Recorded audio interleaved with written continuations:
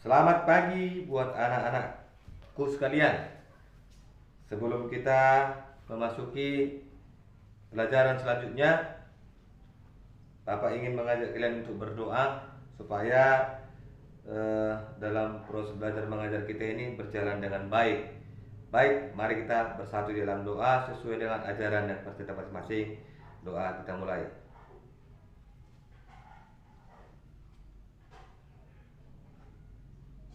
Doa selesai.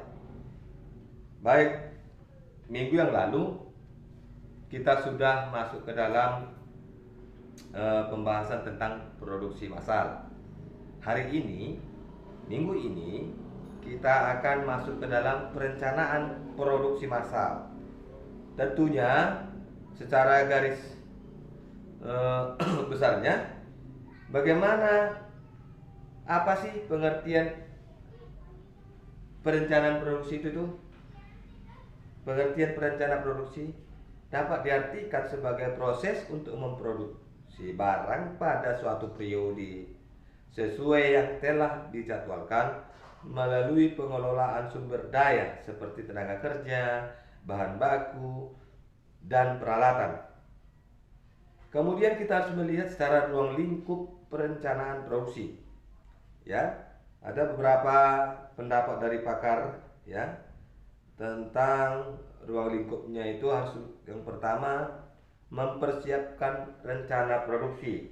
Yang kedua, membuat jadwal penyelesaian produk. Yang ketiga, merencanakan produksi dan pengadaan bahan dari luar. Yang keempat, menjadwalkan proses operasi setiap unit. Kemudian menyampaikan jadwal pada pemesan. Kemudian tujuannya dan fungsi perencanaan produksi. Yang pertama itu dari kita tinjau dari segi tujuan. Meminimalkan biaya serta memaksimalkan keuntungan. Tentunya di setiap perusahaan manapun itu ya harus meminimalkan kerugian, pengeluaran ya, harus memaksimalkan ya keuntungan. Sekali lagi Bapak katakan, meminimalkan kerugian, memaksimalkan keuntungan. Kemudian memaksimalkan kepuasan konsumen. Nah, produksi itu harus memaksimalkan puas supaya barang yang diproduksi oleh sebuah perusahaan dapat diterima di tengah-tengah masyarakat atau diterima oleh setiap konsumen yang menginginkannya. Kemudian meminimalkan perubahan nilai produksi. Meminimalkan perubahan nilai produksi diusahakan dalam membentuk produksi itu ya, dalam memproduksi produksi itu biaya-biaya yang dikeluarkan itu diusahakan sedikit. Nah, prinsip perusahaan ya, prinsip ekonomi. Kemudian meminimalkan perubahan tenaga kerja. Nah, perusahaan pada saat ini di era 4.0 ini ya, 4.0, bahwasanya semua sudah beralih ya dari mesin ke teknologi IT. Ya, sudah pakai IT, tinggal komputer yang perintah, mesin-mesin jalan. Ya, 4.0, 4.0 ya. Kemudian kita lihat fungsi dari perencanaan produksi adalah menjamin rencana produksi dalam pemasaran produk. Nah, menjamin berarti ada jaminan. Ketika kita rencanakan, menjamin bahwasanya produk yang kita yang dibuat oleh perusahaan itu dapat diterima sesuai dengan pangsa pasar. Kemudian mengukur kapasitas produksi yang konsisten terhadap rencana produksi. Ya, ada tetap dia diukur, diproduksi ya, apakah dengan jumlah sekian, ya, apakah dengan ukuran sekian yang telah diproduksi, ya, dapat memenuhi kepuasan konsumen. Kemudian alat untuk memonitor hasil produksi. Kalau sudah memakai alat, berarti dia cenderung memakai teknologi yang ada saat ini, ya. Kemudian yang keempat, kita harus tahu dulu unsur perencanaan produksi itu seperti apa saja sih, iya kan? Jadi ada tujuan produksinya, yang pertama, yang kedua pengukuran dan standar produksi, yang ketiga perencanaan merupakan faktor objektif, ya, objektif, ya. Kemudian perencanaan harus bisa diukur, ya. Yang pertama tadi tujuan produksi, kemudian pengukuran dan standar produksi, yang ketiga perencanaan merupakan fakta objektif, yang keempat perencanaan harus bisa diukur. Yang kelima, tahap awal pelaksanaan produksi. Nah, harus ada tahap awalnya, bagaimana langkah-langkahnya untuk menghasilkan barang yang dibutuhkan oleh konsumen. Jenis-jenis perencanaan produksi.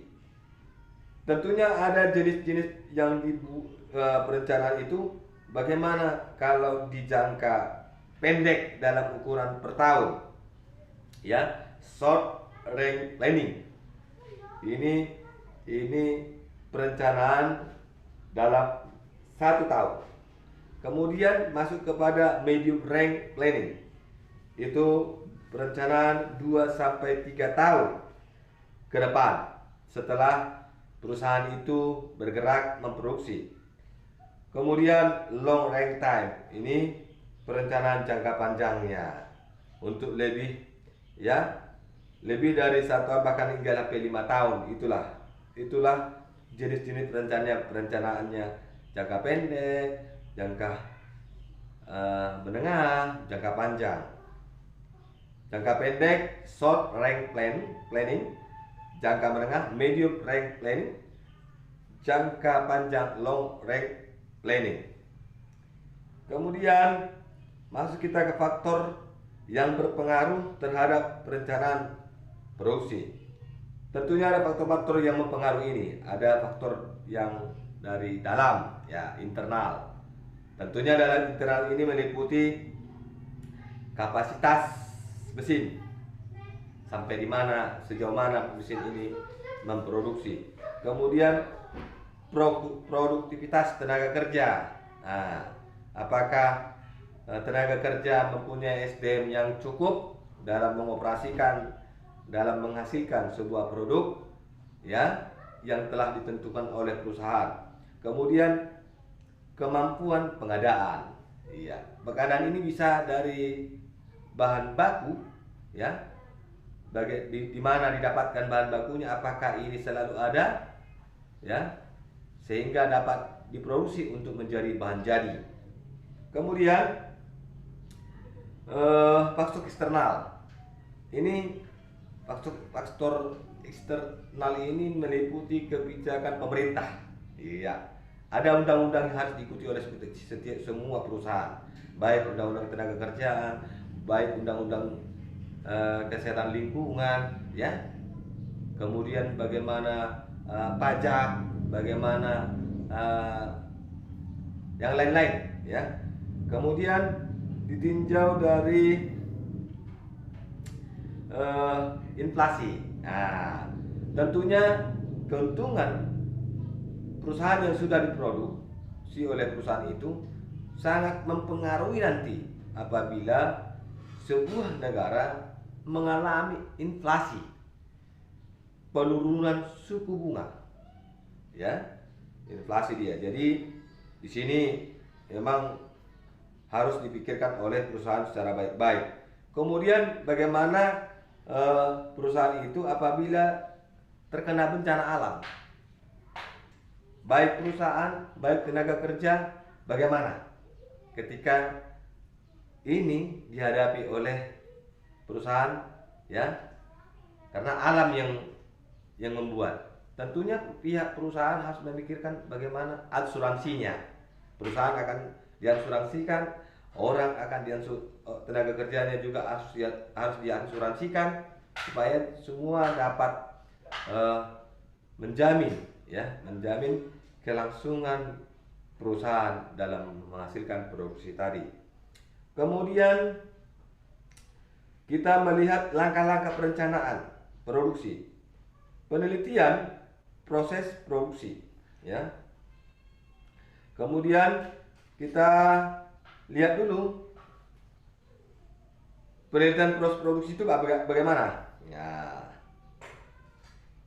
prosesnya sebelum dibuat, ya, harus ada langkah-langkahnya. Ini seperti ini. Di mesin pertama, di mesin kedua seperti ini. Harus dicek, harus diperhatikan. Kemudian penelitian produk, setelah produk jadi harus diteliti, ya, untuk perbaikan produk yang akan dibuat lagi biar disesuaikan dengan selera konsumen. Kemudian mencari gagasan dan seleksi produk meliputi yang pertama, mencari gagasan, ide bagaimana dibuat produksi ini supaya kedepannya dapat diterima konsumen, dapat memuaskan konsumen, ya. Ini digunakan mencari ini dalam rangka pengembangan produk. Kemudian penyeleksian produk, menyeleksi produk. Tahapan untuk memilih gagasan-gagasan yang masuk atau yang terbaik berkaitan dengan pengembangan produk. Kemudian ada desain produknya, ya, pendahuluan. Sebelum dijadikan produksi yang berikutnya harus dicetak dulu bagaimana yang pertama sebagai nanti contoh untuk diikuti oleh produk selanjutnya. Ada grand desainnya. Kemudian pengujian. Nah, ini harus diuji. Setelah produksi dihasilkan, produksi ini harus diuji apakah dia berpengaruh terhadap lingkungan, ya, apakah dia membawa efek samping kepada masyarakat, apakah dia membawa efek samping kepada konsumen. Semua harus diteliti. Kemudian harus diuji, ya. Kemudian desain terakhirnya. Nah, desain terakhir dibuat untuk hasil pengujian produk layak dikembangkan. Jadi nggak asal-asal dia, dibuat dulu perencanaannya seperti ini. Nah, lanjut baru ini. Oke. Kemudian menetapkan skala produk, ya. Menetapkan skala produksi meliputi penempatan waktu, penetapan kualitas, menghitung biaya, penetapan tenaga kerja, penetapan peralatan, penetapan bahan baku, ya. Jadi ini tahapan skala produksi, routing, shielding, dispatching, ya. Dispatching atau follow up. Iya, ada tadi penetapan waktu, penetapan kualitas, penghitung biaya, penetapan tenaga kerja, penetapan peralatan, penetapan bahan baku. Kemudian kita masuk ke dalam metode peramalan dan produksi massal. Peramalan, ya, peramalan adalah proses untuk memperkirakan berapa butuh di masa yang akan datang, meliputi kualitas, kuantitas, waktu dan lokasi yang dibutuhkan. Kemudian klasifikasi peramalan. Nah, diramalkan dulu, ya. Jangka pendeknya dibuat dulu 1 sampai 5 minggu, ya kan? Bagaimana kalau produksi seperti ini? Kita lihat 1 sampai 5 minggu. Kemudian jangka menengah 1 sampai 24 bulan, ya kan? Jangka panjangnya 2 sampai 10 tahun. Terus dia. Jadi ada peramalan-peramalan untuk usaha yang akan terus berlanjut. Kemudian tujuan peramalan, ya. Tentunya setelah kita ramalkan kan ada tujuannya, ya. Yang pertama, menentukan kebutuhan pabrik, menentukan perencanaan jangka menengah, menentukan jadwal jangka pendek. Itu dia. Yang pertama, menentukan kebutuhan pabrik, bagaimana pabrik dapat menghasilkan produksi untuk menutupi seluruh kebutuhan-kebutuhan yang dikeluarkan oleh produksi tadi. Oke. Kemudian karakteristik peramal yang baik, ya, tentunya harus ditinjau dari akurasi, kemudian biaya, kemudian kemudahannya. Bagaimana akurasinya, bentuk ukurannya, biayanya, ya. Kemudian metode peramalan perencanaan produksi ada dibagi dua, ya, bagi dua. Peramalan secara subjektif, peramalan secara objektif. Nah, kemudian kalau kita tinjau subjektif itu metode Delphi, ya. Kemudian ada metode penelitian pasar. Kemudian peramalan objektif itu peramalan intrinsik dan ekstrinsik, daya tarik dari luar dan daya tarik dari dalam. Nanti boleh dicari anak-anak kami di Google supaya bagaimana tentang metode Delphi ini, metode penelitian pasar ini, silakan untuk dilihat dikembangkan lagi, ya. Kemudian ada analisis deret waktu, ya. Analisis deret waktu merupakan suatu metode yang sangat tepat untuk meramalkan pola permintaan pasar. Ada 4 di sini, ya. Kecenderungan atau tren, ya, tren. Kemudian siklus atau cycle. Yang kemudian pola musiman atau season. Kemudian variasi acak atau random, ya, random. Kemudian indikator keberhasilan tahapan produksi massal. Kemudian kita melihat, ya, bagaimana indikator keberhasilan itu ditinjau dari manajemen produksi, ya. Yang pertama, manajemen produksi. Produk yang pertama itu produktivitas, yang kedua kapasitas, yang ketiga kecepatan pengiriman, keempat kualitas produk, yang kelima fleksibilitas. Ukuran kinerja sistem produksi meliputi ada 3, ya, ongkos produksi, kualitas produk, tingkat pelayanannya. Kemudian ukuran kinerja produksi mesin. Nah, tahapan pengukuran menggunakan OEE, yaitu memulai dari pengukuran manual, kemudian fokus pada kerugian, kemudian penetapkan target tambahan, kemudian memantau segala kendala, kemudian hati-hati dalam membuat perbandingan. Kemudian proses, ya, proses produksi massal. Pengertian proses produksi suatu cara atau metode untuk menambah kegunaan suatu barang dan jasa menggunakan faktor produksi yang ada agar lebih bermanfaat dalam memenuhi kebutuhan. Jenis-jenis produksinya ada berdasarkan wujud proses produksi. Yang pertama, secara kimiawi ada. Kemudian perubahan bentuk pasti sudah ada. Kemudian assembling, ya. Penggabungan, ya, penggabungan komponen-komponen dalam sebuah produk yang dikeluarkan oleh perusahaan, itu assembling, ya. Kemudian transportasi. Nah, bagaimana transportasinya dalam melayani memindah tempatkan baik berupa barang atau manusia, iya. Kemudian menciptakan jasa administratif, ya, penciptaan jasa administrasi, suatu proses yang memberikan jasa administrasi kepada perusahaan lain atau lembaga yang membutuhkan. Itu adalah penggajian, ya, penggajian, proses administrasi jasa, ya, dibagi-bagi berapa dia, gitu dia. Apakah sekian persen untuk karyawan, untuk yang lain-lain, itu sudah di sana dia. Kemudian berdasarkan arus proses produksi, harus terus menerus. Kemudian, ya, yang pertama terus menerus, kemudian terputus-putus, kemudian proses produksi campuran, ya, itu tadi berdasarkan arus proses produksi.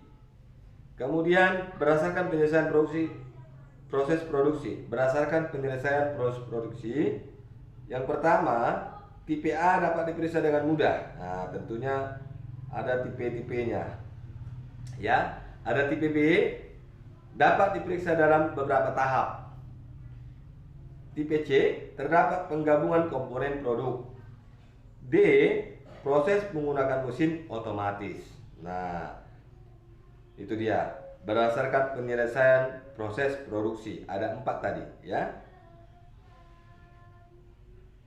Yang kelima, tipe E, perusahaan dagang dan jasa.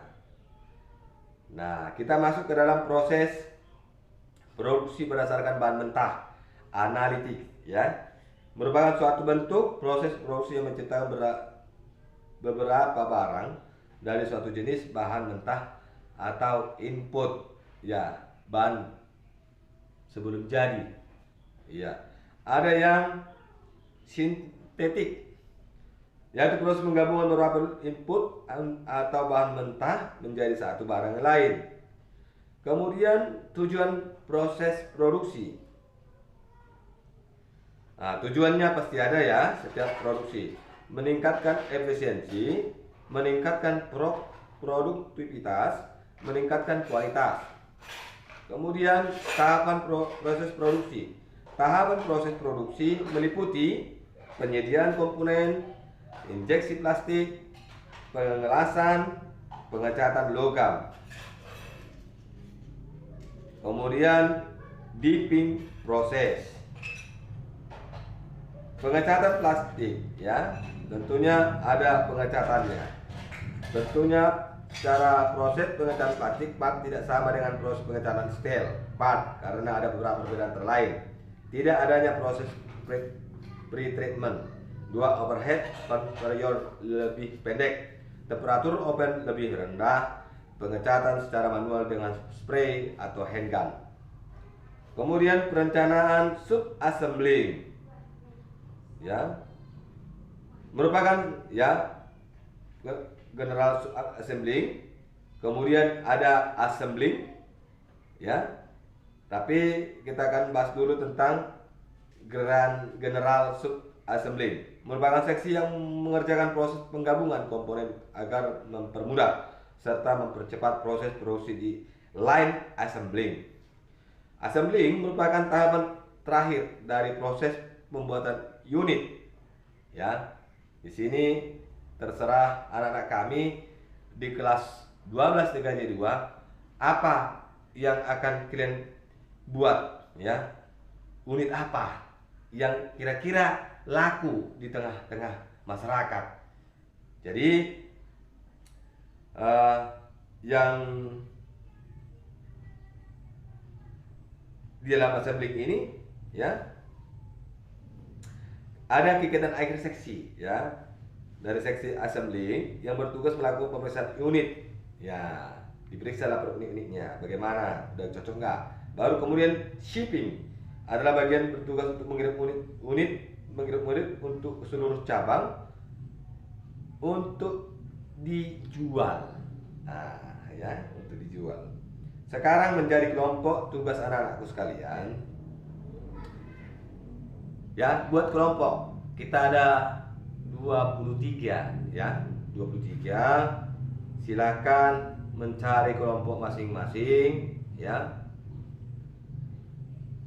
Coba buat proses produksi massal, ya.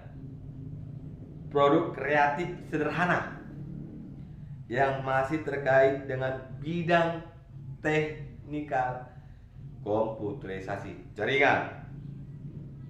Contoh kecil ya.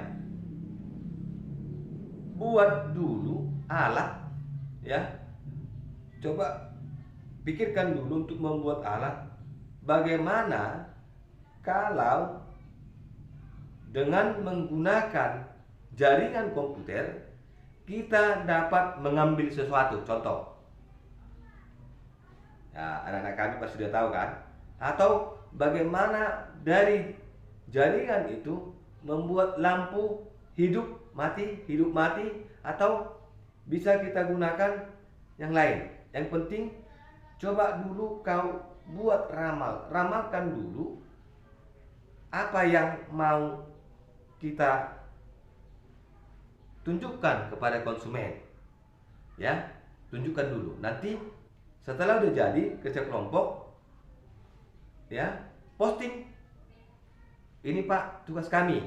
Ya. Bapak hanya ingin melihat bagaimana berkelompok kalian itu membuat kreativitas ya. Membuat kreativitas sebuah produksi massal yang sederhana sesuai dengan jurusannya ya. Kalau itu Bapak nanti Bapak berikan tugas itu 1 bulan ya. Ini bulan Juli ya, bulan Juli.